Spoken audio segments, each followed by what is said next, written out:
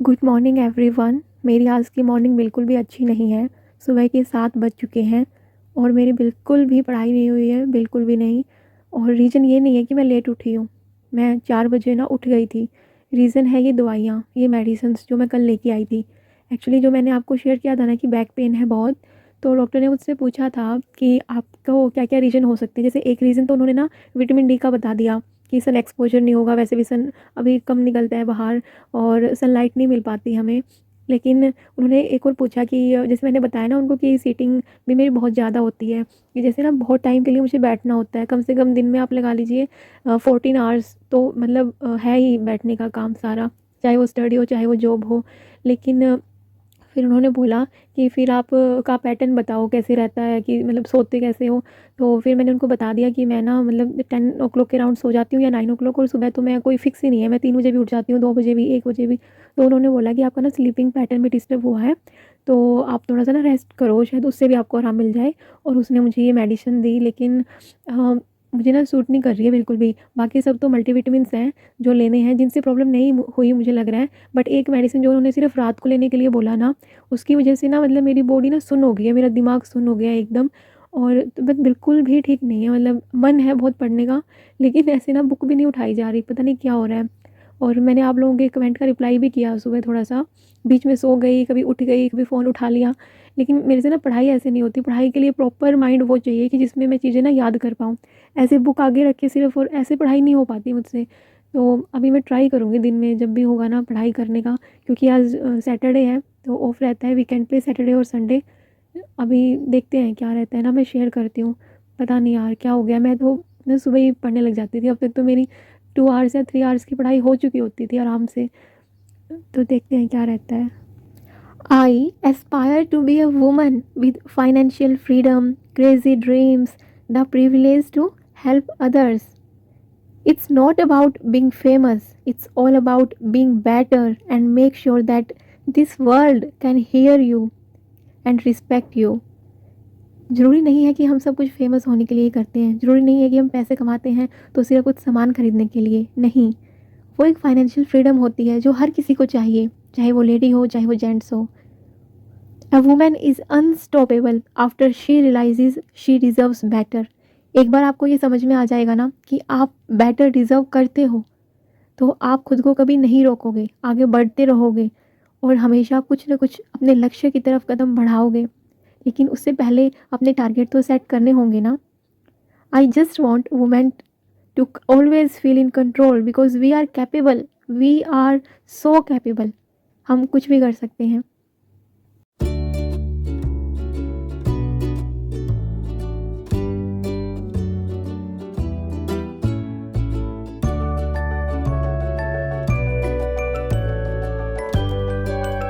हम ना कितनी कोशिश कर लें कि चलो कोई ना, आज के दिन तबीयत ख़राब है तो आराम कर लेते हैं। नहीं, मैंने दोबारा फिर मशीन लगा दी। सुबह आंटी कपड़े बाहर सुखा के गए थे, लेकिन धूप अच्छी निकली थी तो सूखे हुए कपड़े अंदर लाई थी और वो कपड़े बाहर निकाले थे, जो गीले थे वो रस्सी पे डाल दिए।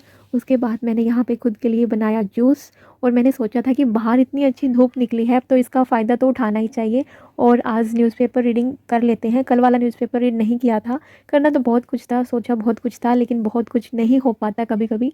जो सोची हुई चीज़ें हैं वो नहीं हो पाती हैं। आज का न्यूज़पेपर तो आया नहीं क्योंकि 26 जनवरी को कुछ ऑफ था उनका, तो इसलिए 27 को आज नहीं आया न्यूज़पेपर। लेकिन कल वाला मेरा पेंडिंग था, वो मैं करूँगी। वो कहते हैं ना, till then keep working hard until and unless the destination is reached, because without hard work you could not even get your shadow. तब तक मेहनत करते रहो जब तक आपकी मंजिल आपको ना मिले, क्योंकि मेहनत के बिना तो आपका साया भी आपको नहीं मिलता है। बस न्यूज़पेपर रीडिंग करते हुए मेरे को हाफ़ एन आवर हुआ था। उसके बाद मैंने सोचा कि थोड़ा-सा खुद को पैम्पर किया जाए और थोड़ा-सा मसाज लिया जाए, इसलिए मैं जा रही हूँ सैलून में मसाज लेने के लिए।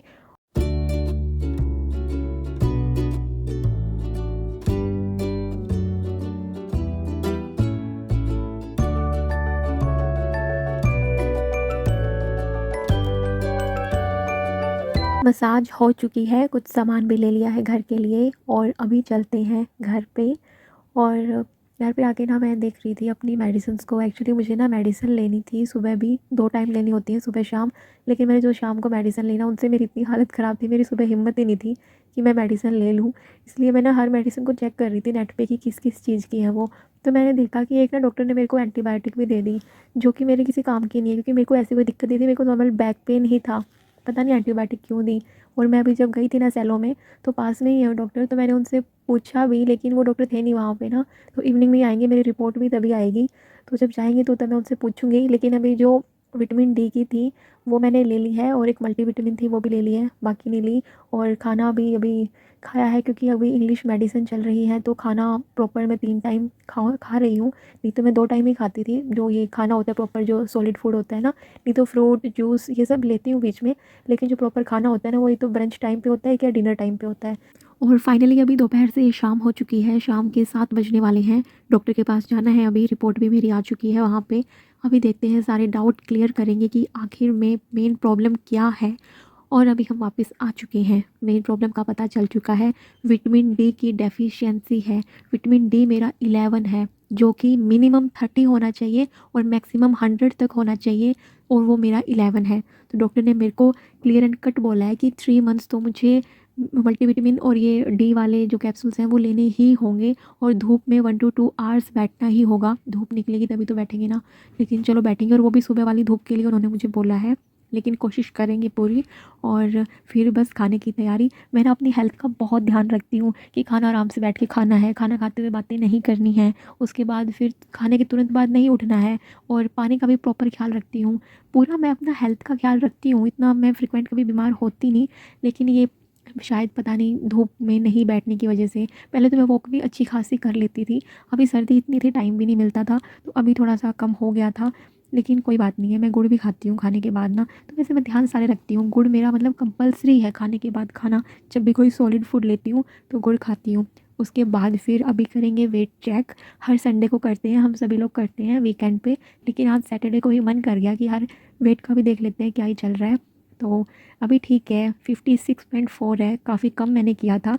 मेरा एक बारी तो 60 के राउंड चला गया था, जबकि मेरा जो नॉर्मल वेट है ना, उसके हिसाब से जैसे मेरी हाइट है, तो मेरा होना चाहिए 52-55 के अराउंड। तो ठीक है, अभी 56.4 है, मतलब ज़्यादा भी नहीं है, बट ठीक है, थोड़ा सा डाइट का ख्याल रखेंगे तो हो जाएगा। बट अभी मैं कुछ डाइटिंग नहीं करने वाली, प्रॉपर खाना खाऊंगी, क्योंकि 2-3 दिन की और वो मेडिसिन है, उसके बाद तो नॉर्मल मल्टीविटामिन ही लेनी है, तो कोई दिक्कत नहीं होगी। और जो मेरा स्लीपिंग पैटर्न था ना, उससे कोई प्रॉब्लम नहीं थी। अभी मैंने दूसरे डॉक्टर से भी क्लियर किया है। और स्लीपिंग का तो कहते हैं कि ठीक है 6 आवर होता है, लेकिन हम अपना कर सकते हैं, नॉर्मली कम भी कर सकते हैं। वो बॉडी टू बॉडी ना डिफ़र करता है, और डिपेंड करता है कि आपकी बॉडी कितनी देर में रिलैक्स हो पाती है। तो मुझे ऐसी कोई दिक्कत थी नहीं स्लीप वाली ना, कि भले ही मैं 3-4 घंटे की नींद किसी दिन पूरा करती थी, लेकिन मैं पूरा एक्टिव रहती थी। मुझे ऐसा नहीं था कि चलो अभी नींद आ गई, वो आ गई, और मैं दिन में नैप भी ले लेती थी, तो मुझे उससे कुछ दिक्कत नहीं थी। तो फाइनली अभी 8 बज के 5 मिनट हो चुके हैं। अभी मुझे अपनी पढ़ाई करनी है। हिम्मत सही में ज़्यादा नहीं है, लेकिन फिर भी न्यूज़पेपर रीडिंग करेंगे, क्योंकि चलो आज का न्यूज़पेपर तो आया नहीं, ये उससे पहले दिन का है, और अभी कल नेक्स्ट डे का भी आ जाएगा, तो ज़्यादा प्रेशर हो जाएगा। इससे अच्छा है कि न्यूज़पेपर रीडिंग अभी कर ही लेते हैं। और मेरी न्यूज़पेपर रीडिंग रहेगी 9 o'clock तक की। कुछ तो मैंने दिन में रीड किया था, और अभी मैं अच्छे से करूँगी, 1 आवर का टाइम लेके चल रही हूँ। उसके बाद मैं एडिट करूँगी व्लॉग, और मैं आपको ना कुछ और भी टिप देना चाहती हूँ इसी वीडियो में, वो दूँगी अभी। और आप ना अपनी मेहनत करते रहिए, और मैं जो भी आपको टिप देती हूँ ना, वो खुद के ऊपर अपनाती हूँ, तब आप लोगों को वो टिप देती हूँ। ऐसा नहीं है कि मैं कुछ भी बोल जाती हूँ। तो जो भी मैं टिप दूँ ना, उस पे थोड़ा सा गौर फरमाया करिए, और उसको अपनी लाइफ में ना इनकलकेट करने की, अपनाने की कोशिश करिएगा। आप कोई भी एग्ज़ाम दे रहे हो, मैं चाहे यूपीएससी की तैयारी कर रही हूँ, लेकिन मैं हर एग्ज़ाम के बारे में आपको बता रही हूँ कि स्टार्टिंग आप चाहे कैसे ही करें, इन चीज़ों का ध्यान ज़रूर रखें। कोई भी आपका XYZ एग्ज़ाम हो सकता है। सबसे पहले एग्ज़ाम के पैटर्न को समझना है, ठीक है? सबसे मेन की है कि पैटर्न क्या है, एमसीक्यूज़ वाला है, डिस्क्रिप्टिव है, दोनों का मिक्सचर है, क्या है पैटर्न, कितने मार्क्स का है, कितनी नेगेटिव मार्किंग है, सब कुछ आपको समझ लेना है। फिर आपको समझना है सिलेबस, और सिलेबस की हार्ड कॉपी प्रिंट आउट आपके पास होना ही चाहिए, ये मस्ट है, मस्ट एकदम। सिलेबस अगर आपको याद हो जाए तो उससे अच्छी तो बात ही नहीं है। उसके बाद ये 2 स्टेप कंप्लीट करके ना, फिर आती है बुक्स और रिसोर्सेज़ की बारी, कि बुक्स हम कौन सी लें। और बुक्स के साथ साथ ना, अगर आप यूपीएससी, स्टेट पीसीएस की तैयारी कर रहे हो, तो करंट अफेयर का बहुत रोल है, तो ये साथ में ही इंक्लूड करके चलना होगा। न्यूज़पेपर रीडिंग भी साथ में ही, न्यूज़पेपर रीडिंग साथ में ही लेके चलनी होगी।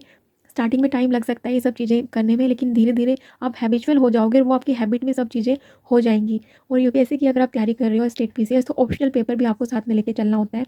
अपना ऑप्शनल टाइम लेके, टेक योर टाइम, और उसके अकॉर्डिंग आप सिलेक्ट करिएगा। मेरा ऑप्शनल अभी तक सोशियोलॉजी है, बाद में देखते हैं, अभी तक मैंने यही सोचा है, लेकिन इसकी रीडिंग स्टार्ट नहीं करी है। मैं 2 महीने ना जीएस को देना चाहती हूँ, जनरल साइंस वाला जो पोर्शन है ना उसको देना चाहती हूँ। उसके बाद धीरे धीरे मैं अपने घंटे भी बढ़ाऊँगी, क्योंकि 8 घंटों में ना टाइम नहीं चलेगा। मैं आपको ना एक अपना सीक्रेट ट्रिक भी बताती हूँ यहाँ पे, कि क्या है कि मैं ना राइटिंग अभी से शुरू कर रही हूँ। आप सोचोगे कि अभी तो इसने प्री भी नहीं दिया और राइटिंग प्रैक्टिस शुरू कर रही है। जी हाँ, जो भी एडिटोरियल आता है ना, जो भी एडिटोरियल आता है न्यूज़पेपर में, उसकी मैं 2 रीडिंग करके जो भी मेरे माइंड में होता है ना, उसको मैं 10 मिनट के लिए लिखने की कोशिश करती हूँ एक पेपर पे, और ये मैं ना हाफ एन आवर तक लेके जाऊँगी धीरे-धीरे, 10 मिनट बढ़ा के ना। अभी थोड़ा-सा टाइम नहीं मिल पा रहा, लेकिन धीरे-धीरे मुझे बढ़ाना है अपना टाइम, क्योंकि मेरे को ना ये सीसेट की भी तैयारी लेके चलनी है ना साथ में। तो अभी मैं 8 आवर्स टारगेट लेके चलती हूँ। धीरे-धीरे मेरे को आने वाले 2 महीनों में ये 10 आवर्स तक लेके जाना है। कैसे मैनेज करूँगी वो भी बताऊँगी आप लोगों को। लेकिन अभी आज 8 आवर्स ना मेरे कंप्लीट नहीं हो पाए, लेकिन होता है कभी-कभी दिन ऐसा ना। तो मैं यही बोलना चाहूँगी खुद को और आप लोगों को भी, आज हार गए तो क्या, ज़िंदगी हमें दोबारा मौका देती है, जिसे हम कल कहते हैं। तो आने वाला कल तो आएगा ना, उसमें हम अपना टारगेट फिनिश करेंगे। आज जितनी हिम्मत थी उतना मैंने ट्राई किया, ज़्यादा नहीं हो पाया, कोई बात नहीं। एक सबसे मेन टिप ना, इन जो सबसे ऊपर है, सबसे ऊपर, वो है रिवीज़न। इस पे तो आप कितने ही स्टार लगा लो उतने ही कम है। और पहली रिवीज़न तो विदिन 24 आवर्स, 24 घंटों के अंदर अगर आपने कोई चीज़ पढ़ी है और उसको 24 घंटों के अंदर रिवाइज़ नहीं किया है, आप उसका 60 to 70% भूल जाओगे, बिल्कुल भूल जाओगे। तो 24 घंटों के अंदर। और मेरा जो रहता है ना रूटीन, वो ये रहता है कि सुबह पढ़ा हुआ शाम को मैं रिवाइज़ करती हूँ, फिर उसको थर्ड डे करती हूँ, फिर उसको 7th डे, और फिर मंथली मंथली ऐसा करती हूँ। अभी तो मुझे पेपर की तैयारी करते हुए 1 जनवरी से स्टार्ट किया था ना, तो 27 जनवरी है, और आज मेरी मम्मी का बर्थडे भी है। और भगवान ना बस, मम्मियाँ ना बहुत प्यारी होती हैं यार। मैंने ना आज बहुत सारा टाइम ना, जब मैं बेड पे लेटी हुई थी, कभी-कभी नींद भी नहीं आ रही थी, लेकिन पढ़ने का भी मन नहीं था, हिम्मत नहीं थी बेसिकली ना, तो मैंने अपनी मेमोरीज़ फिर से, वो ना मैं, हाँ, आई वाज़ फीलिंग नॉस्टैल्जिक, कि मैं ना पुरानी यादों में खो गई थी। चलो कोई बात नहीं, आप सब ना इन सब चीज़ों का ध्यान रखना और अपनी पढ़ाई करते रहना, आगे बढ़ते रहना। मिलते हैं फिर नेक्स्ट वीडियो में, तब तक के लिए bye bye, take care, good night.